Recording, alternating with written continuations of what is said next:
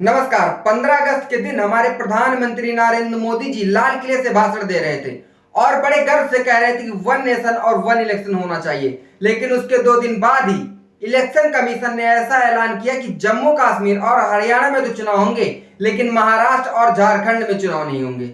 लेकिन अब सवाल यह बनता है, जब जम्मू कश्मीर और हरियाणा में चुनाव हो सकते हो तो महाराष्ट्र और झारखंड में क्यों नहीं? अब तो वहां पर भी चुनाव कराने का समय आ गया है। लेकिन जो 4 राज्यों में एक साथ चुनाव न करा सके, वह पूरे देश में एक साथ चुनाव कराने की बात कर रहे थे।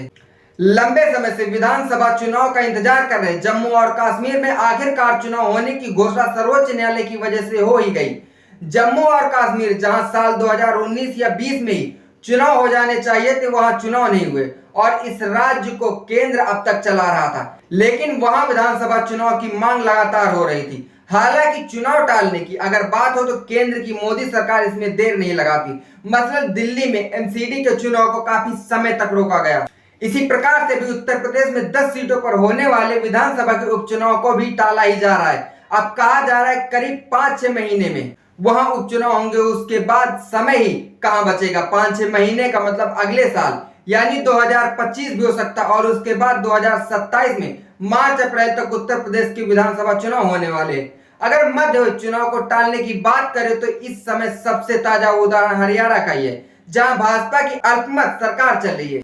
बहरहाल केंद्रीय चुनाव आयोग ने स्वतंत्रता दिवस के अगले दिन जिस प्रकार से जम्मू और कश्मीर के हरियाणा में भी विधानसभा चुनाव की घोषणा कर दिए, लेकिन झारखंड और महाराष्ट्र के चुनाव को टाल दिया गया है। राजनीति के कई जानकारों का आरोप है कि भाजपा को जहां भी हार का डर होता है वहां के चुनाव टाले ही जाते हैं। जहां उनकी गोटियां फिट बैठने लगती वहां चुनाव में देरी नहीं की जाती।